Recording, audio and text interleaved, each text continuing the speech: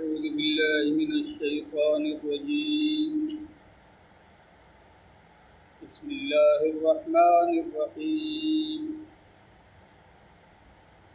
الحمد لله رب العالمين الرحمن الرحيم مالك يوم الدين إياك نعبد وإياك نستعين اهدنا الصراط المستقيم صراط الذين أنعمت عليهم غير المغضوب عليهم ولا الضالين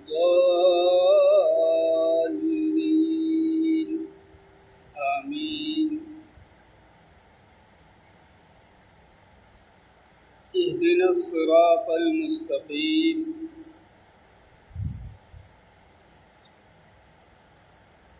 ہم کو سیدھا راستہ دکھا دیجیے.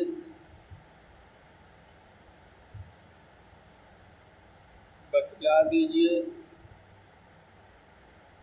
یا سیدھے راستے پہ چلا دیجیے.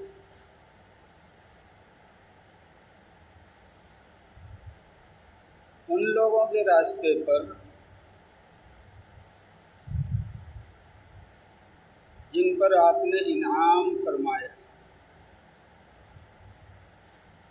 جن پر نہ تیرا غضب نازل ہوا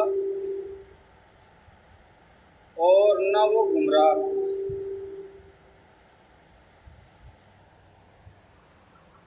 بات کل ہدایت کی چل رہی تھی.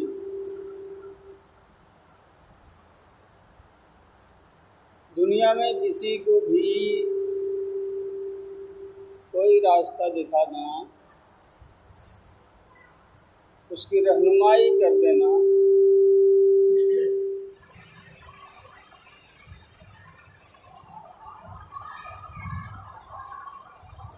اس راستے کی طرف اشارہ کرنا جس پہ چل کے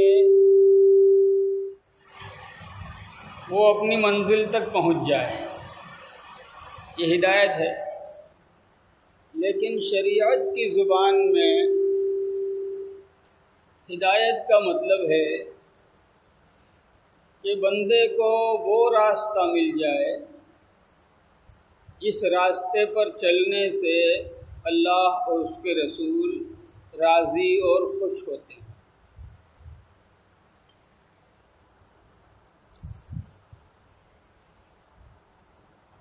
اسی کے لیے اللہ تعالیٰ نے انبیاء کرام علیہم السلام کا سلسلہ جاری فرمایا.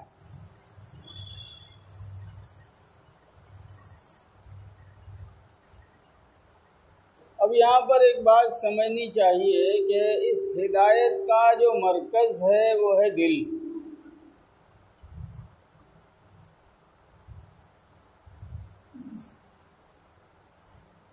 اور اس کے جو راستے ہیں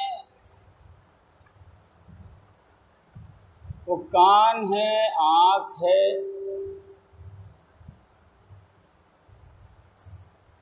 کیونکہ کبھی آدمی کو سننے سے ہدایت ملتی ہے، کبھی آدمی کو دیکھنے سے ہدایت ملتی ہے.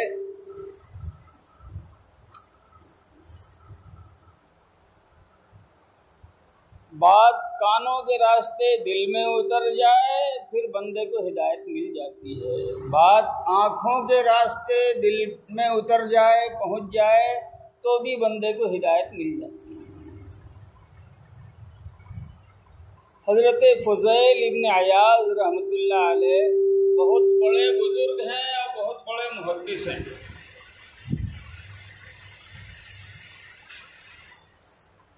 اولیاء اللہ کی جماعت کے سردار ہیں. ان کا واقعہ بیان کیا جاتا ہے کہ یہ پہلے ڈاکوؤں کی ایک پوری جماعت کے سردار تھے اور ان کا رعب اتنا بیٹھا ہوا تھا کہ ان کے نام سے لوگ دروازے بند کر لیتے تھے.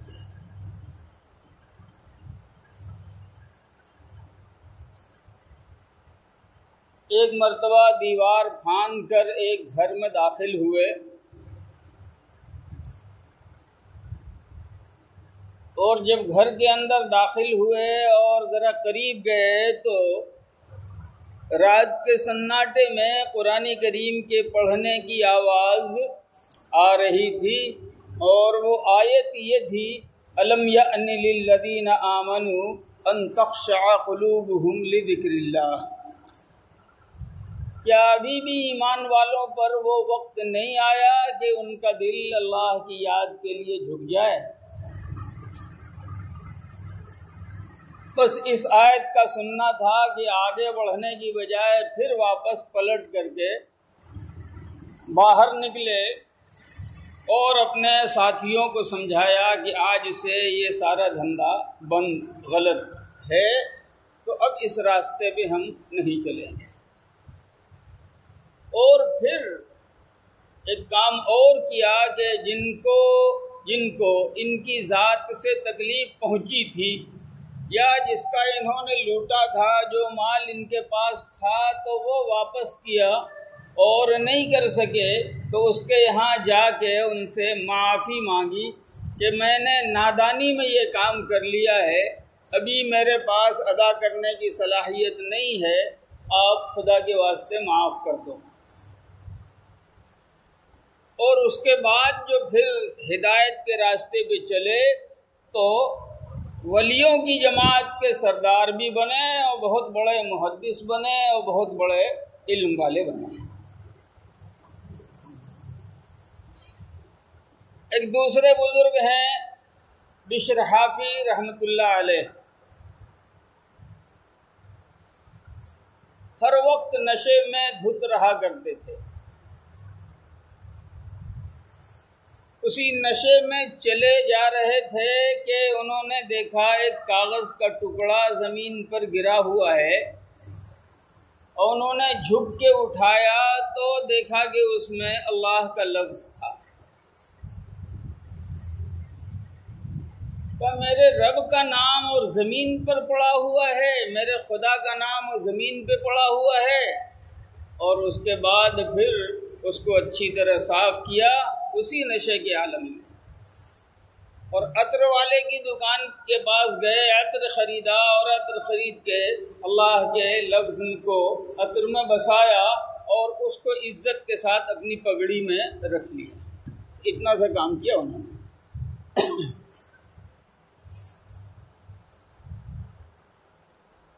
رات کو جب سوئے تو خواب میں دیکھا کہ بشر تم نے اللہ کے نام کی عزت کی ہے، اللہ تعالیٰ تمہاری عزت بڑھائے گا۔ اور اس کے بعد جب صبح ہوئی تو رات کا خواب یاد آ گیا، وہیں انہوں نے توبہ کی اور توبہ کر کے پھر جو صحیح راستے پہ چلے ہیں تو بہت بڑے ولی بنے اللہ۔ میں یہ عرض کر رہا تھا کہ ہدایت کا مرکز تو دل ہے، لیکن ہدایت کبھی سننے سے ہوتی ہے اور کبھی ہدایت دیکھنے سے ملتی ہے۔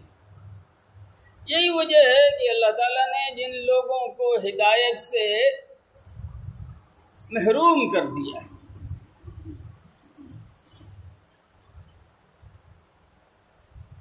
ان لوگوں کے بارے میں قرآن کریم میں اللہ نے فرمایا ختم اللہ علی قلوبہم، اللہ نے ان کے دلوں پہ مہر لگا دی۔ اب کوئی بات وہاں آئے گا ہی نہیں۔ وعلی سمعہم وعلی ابصارہم غشاوہ، اور ان کے کانوں پر، ان کی آنکھوں پہ پردہ ڈال دیا۔ پردہ ڈالنے کا مطلب یہ ہے کہ اب ہدایت کی کوئی بات ان کو سنائی نہیں دیتی، سنتے ہیں اور نکالتے جاتے ہیں۔ ہدایت کی حاصل کرنے کی کوئی چیز ان کو دکھائی نہیں دیتی، دیکھتے ہیں اور پھر بھی دل کے اوپر اس کا کوئی اثر نہیں ہوتا۔ اللہ کے نبی حضور اکرم صلی اللہ تعالی علیہ وسلم نے ایک پاک حدیث کے اندر ارشاد فرمایا، الا کان کھول کے سنو، ان فی الجسد مضغہ، جسم کے اندر ایک لوتھڑا ہے، اذا صلحت صلح الجسد کلہ، وہ جب سیدھا ہو جائے تو پورا جسم سیدھے راستے پہ چلتا ہے۔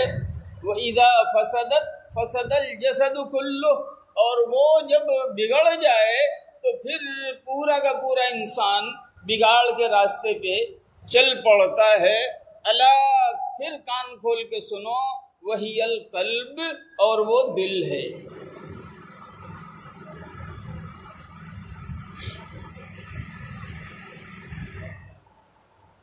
یہاں ایک دعا مانگی گئی ہے، صراط الذین انعمت علیہم،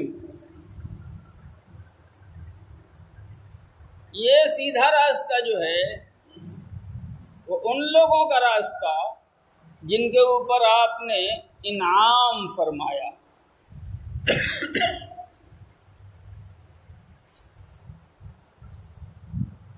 انعام کا مطلب ہے نعمت دینا۔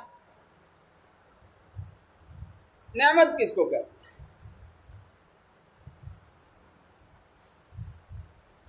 نعمت کے اصل معنی آتے ہیں نرمی کے۔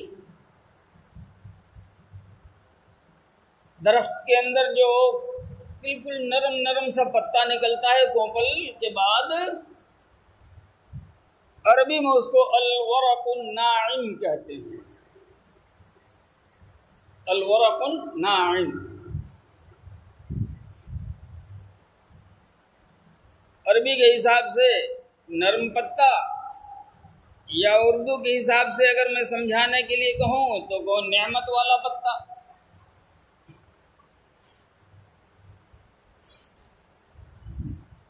انسان کے ساتھ دو حالات ہوتے ہیں،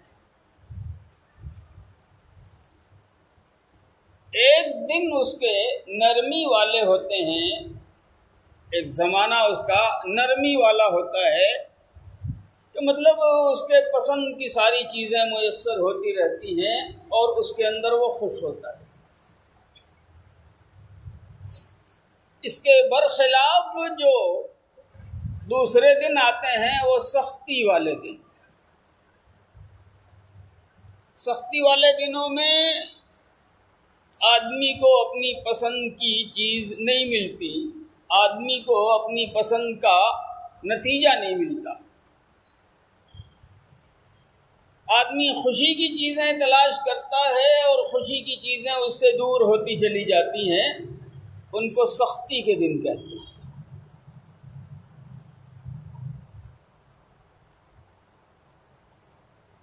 وہ جو نرمی والے دن تھے ان کو آپ دوسرے لفظوں میں کہہ لیجئے نعمت والے دن۔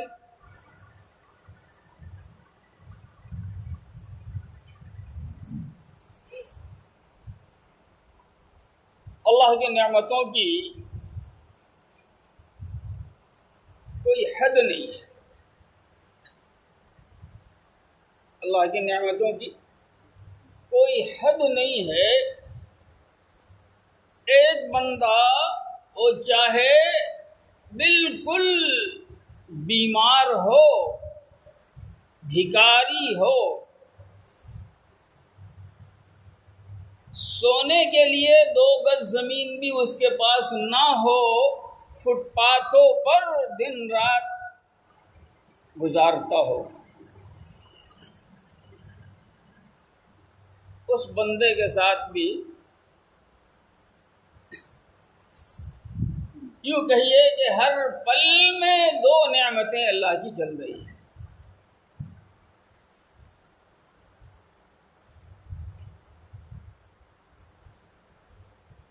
جو سانس اندر گئی ہے، اندر جا کے رک جائے، باہر نہ نکلے تو بندہ زندہ نہیں رہے گا، اور جو سانس باہر آئی ہے وہ باہر رک جائے، اندر نہ جائے تو بھی بندہ زندہ نہیں رہے گا۔ ہر سانس کے ساتھ اللہ کی 2 نعمتیں ہیں، اور اس کے ساتھ ساتھ جو نعمتیں اس کے جسم میں ہیں، باہر کی بات نہیں کر رہا میں، اس کے جسم میں جو نعمتیں ہیں، آنکھ دیکھ رہی ہے یہ اللہ کی نعمت ہے، کان سن رہا ہے یہ اللہ کی نعمت ہے، ہاتھ حرکت کر رہے ہیں یہ اللہ کی نعمت ہے، پاؤں چل رہے ہیں یہ اللہ کی نعمت ہے، دل دھڑک رہا ہے یہ اللہ کی نعمت ہے، پھیپھڑا سانس لے رہا ہے یہ اللہ کی نعمت ہے۔ اللہ نے قرآن کریم میں ارشاد فرما ان تعدوا نعمت اللہ لا تحصوها، اگر تم اللہ کی نعمتوں کو گننا چاہو، شمار کرنا چاہو تو گن نہیں سکو گے، زندگی ختم ہو جائے گی۔ لیکن یہاں پر کیا مراد ہے؟ یہ جو ہم اللہ سے دعا فرما رہے ہیں صراط الذین انعمت علیہم، ان کے راستے پہ چلائیے یا ان کا راستہ دکھائیے جن پر آپ نے نعمت فرمائی ہے، انعام فرمایا ہے۔ یہاں نعمت سے کیا مراد ہے؟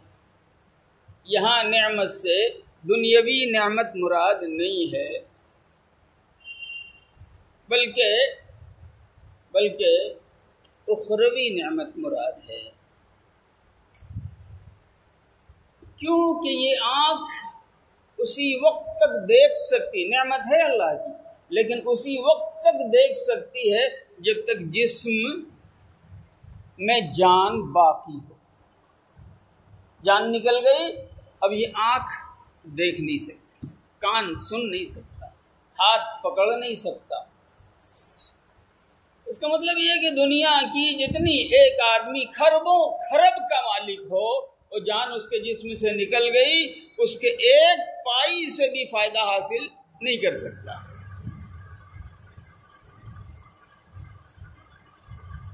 ایک آدمی کے پاس پوری دنیا میں سب سے بڑا محل ہو جس کے اندر ہزاروں کمرے ہوں اور اس کے اندر ہزاروں ہزار نوکر ہوں، دائیاں ہوں، جان نکل گئی، یہ سب اس کے لیے بےکار ہے۔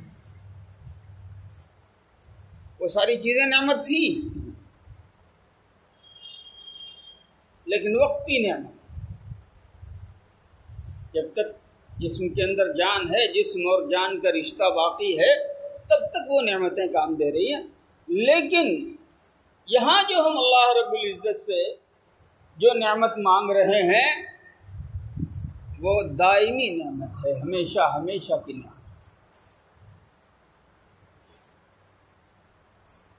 ایسے لوگ جن کے ساتھ اللہ رب العزت نے بھلائیوں کا معاملہ فرمایا،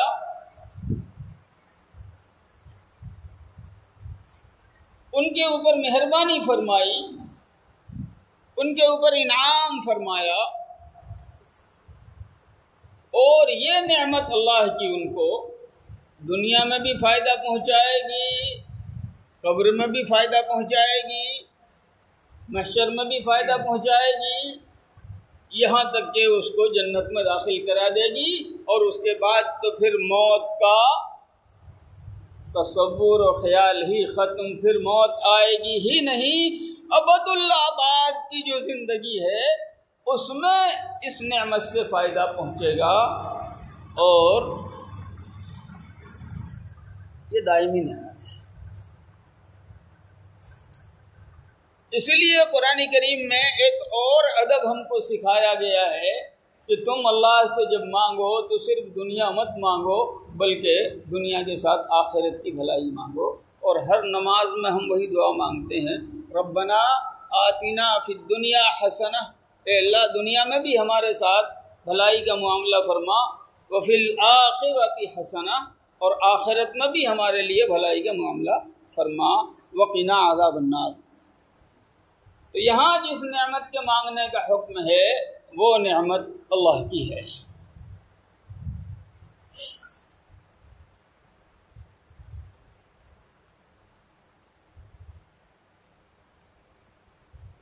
باقی ظاہری اعتبار سے قدم قدم پر جو اللہ نے مہربانیاں فرمائیں اور اللہ رب العزت نے نعمتیں عطا فرمائیں، وہ بنی اسرائیل کو، حضرت موسیٰ علیہ السلام کی امت کو۔ اور یہی وجہ ہے کہ قرآن کریم میں اللہ تعالیٰ نے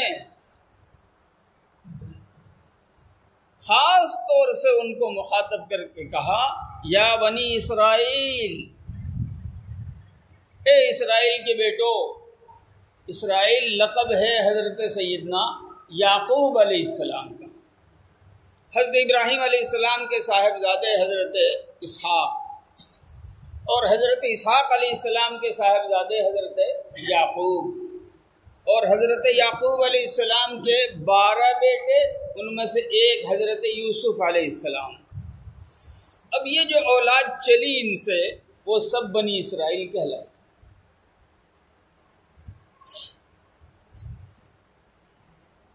اللہ تعالیٰ نے ان کے اوپر جتنی مہربانی فرمائی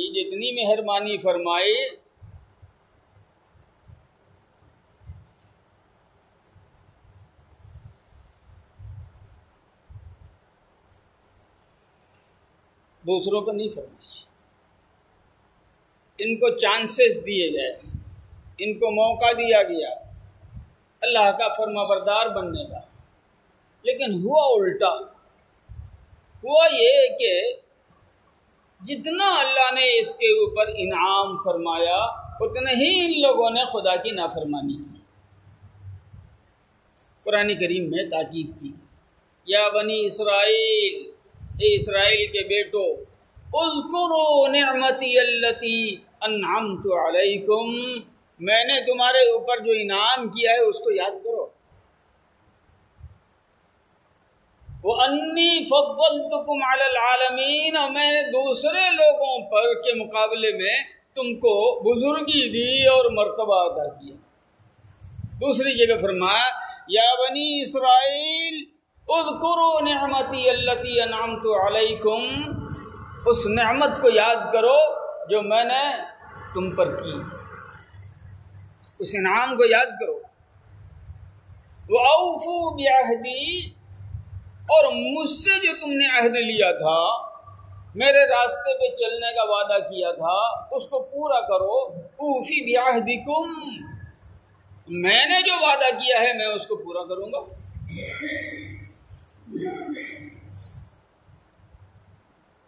لیکن میں نے عرض کیا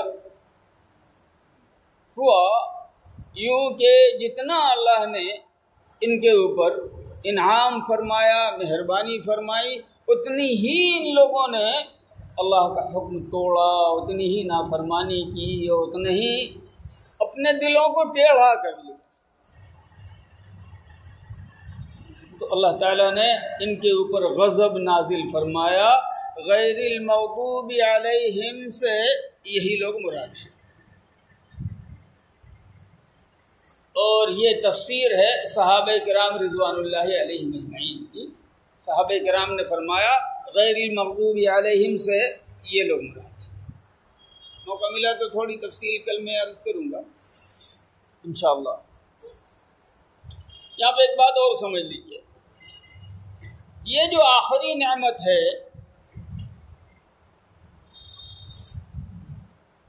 اس کے 4 درجے ہیں۔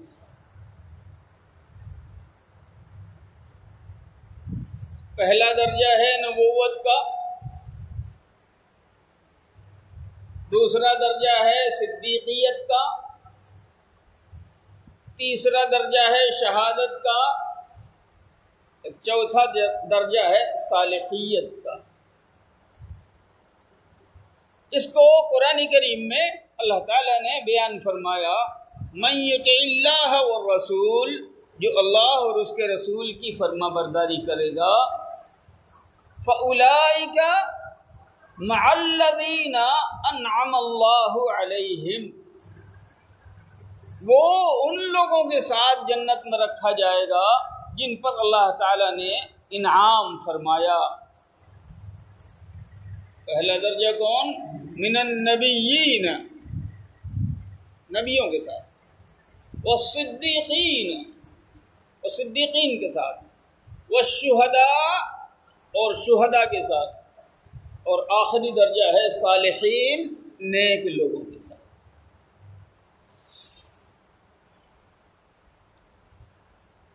اب ہم جو دعا کرتے ہیں اہدنا الصراط المستقیم صراط الذین انعمت علیہم، اے اللہ ہم کو بھی انہی کے راستے پہ چلائیے جن کے اوپر آپ نے انعام فرمایا ہے۔ تو اس دعا میں ہمارا مقصد، ہمارا مطلب بھی یہی ہوتا ہے کہ نبیوں والے راستے پر، صدیقین والے راستے پر، شہداء والے راستے پر اور صالحین والے راستے پر۔ وقت ہو گیا ہے، میں ایک بات عرض کروں۔ میں نے کل عرض کیا تھا کہ باطل فرقے والے جتنے لوگ ہیں، قرآن کی آیتیں وہ بھی پڑھتے ہیں، لیکن اللہ تعالیٰ نے چونکہ ان کے دلوں پر مہر لگا دی ہے، اس لیے قرآن کریم کی آیتوں سے سیدھا مطلب نہیں نکال پاتے اور سیدھا مطلب ان کی سمجھ میں نہیں آتا، بلکہ قرآن کریم کو اپنے مطلب کے لیے توڑ مڑوڑ کر استعمال کرتے ہیں۔ اس کا تجربہ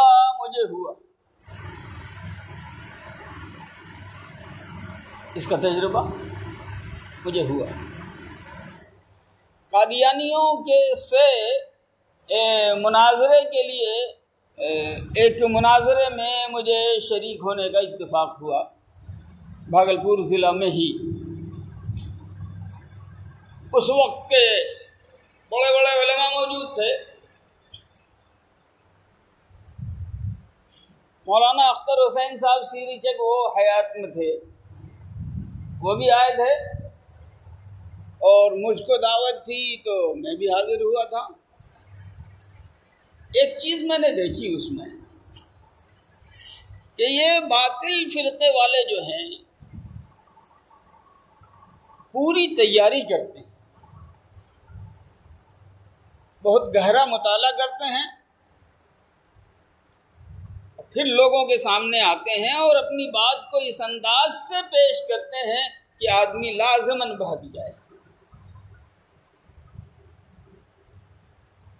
مرزا غلام محمد قادیانی کی نبوت کو ثابت کرنے کے لیے اس نے کہا نبوت کا سلسلہ ختم نہیں ہوا ہے۔ کیا مطلب؟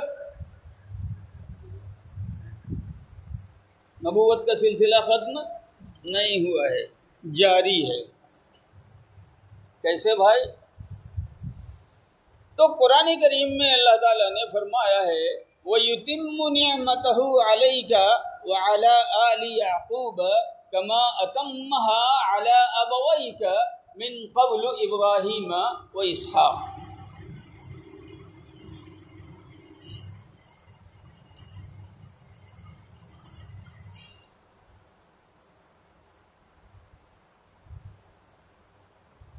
اور وہ آپ پر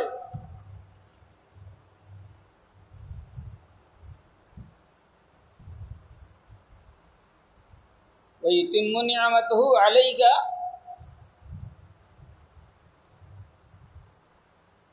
كَمَا أَتَمَّهَا، وہ آپ پر اپنی نعمتیں پوری کرے گا جس طرح اس نے نعمت پوری کی آپ کے جد امجد پر۔ اس سے پہلے آپ کے جد علی ابوئی کا، آپ کے جد امجد پر، ابراہیم و اسحاق، ابراہیم پر اور اسحاق پر۔ تو قرآن کریم میں وہ جو آیت ہے الیوم اکملت لکم دینکم واتممت علیکم نعمتی، اس کا مطلب ختم ہونا نہیں ہے، بلکہ اگر ختم ہونا تھا مطلب ہوتا تو پھر اللہ تعالیٰ یہ کیوں کہہ رہا ہے کہ کما اتمھا علی ابویک، جیسے آپ کے باپ دادا پر نعمتیں پوری کر دی تو یتمو پھر آپ پر بھی پوری کرے گا۔ جب وہاں ختم ہو گئی تو یہاں کہاں سے آئے؟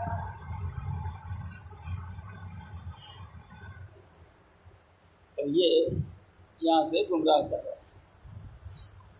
پھر اس نے قرآن کریم کی آیت پر، وہی آیت جو میں نے ابھی تلاوت کی، من یطع اللہ والرسول، جو اللہ اس کے رسول کی فرما برداری کرے گا، فاولئک، وہ ان لوگوں کے ساتھ ہوگا، مع الذین انعم اللہ علیہم، ان کے ساتھ ہوگا جن پر اللہ نے انعام فرمایا ہے۔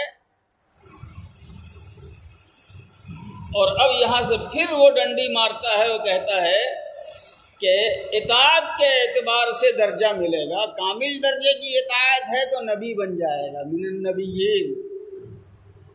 یہ فرما برداری کے نتیجے میں انعام جو ملے گا، پہلا انعام نبوت کی شکل میں ملے گا، نبی بن جائے گا، دوسرا انعام صدیقیت کی شکل میں ملے گا، وہ صدیق بن جائے گا، تیسرا انعام شہادت کی شکل میں ملے گا، وہ شہید بن جائے گا، اور چوتھا انعام صالحیت کی شکل میں ملے گا، وہ صالح بن جائے گا۔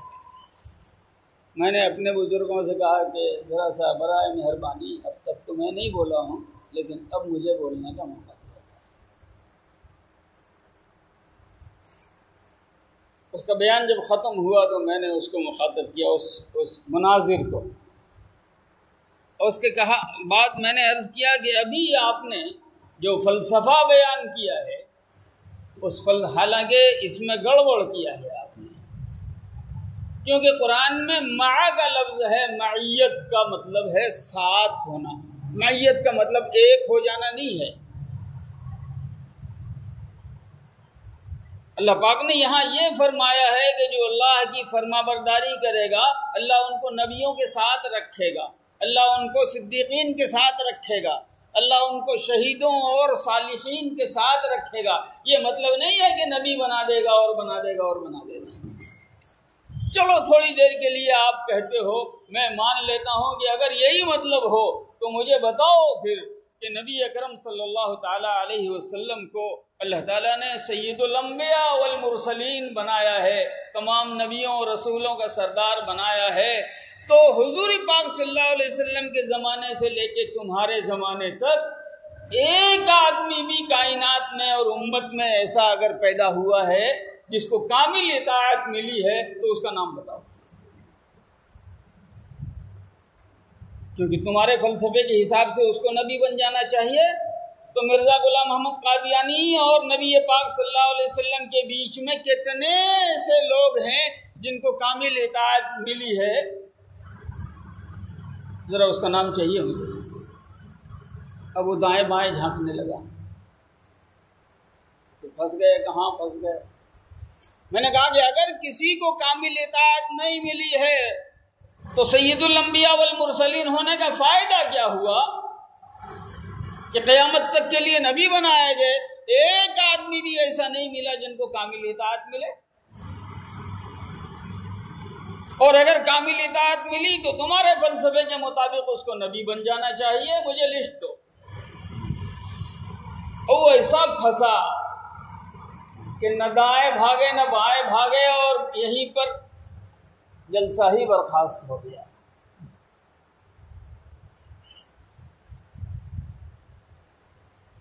تو قرآن کریم کی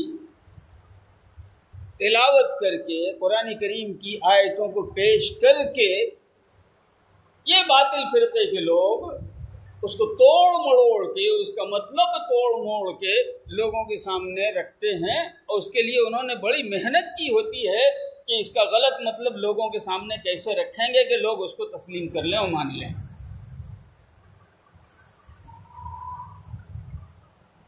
یہ صحیح ہے کہ آخرت کا جو انعام ہوگا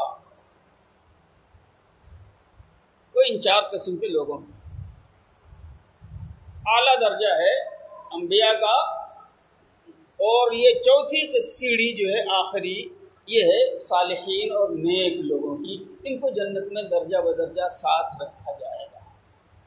اور ہم جو یہاں کہتے ہیں اہدنا الصراط المستقیم صراط الذین انعمت علیہم، تو ہم انہی چاروں سلسلے میں سے مانگتے ہیں، یا اللہ ہمیں اس لائق بنا دے کہ جنت میں نبی اکرم صلی اللہ علیہ وسلم کی غلامی حاصل ہو جائے، اللہ اس لائق بنا دے کہ وہاں صدیقین کے ساتھ ہمیں بھی رکھا جائے، اے اللہ ہمیں درجہ شہادت سے سرفراز فرما، اور کم سے کم آخری درجہ جو ہے وہ صالحیت کا، اے اللہ ان میں ہمارا شمار کر لیں۔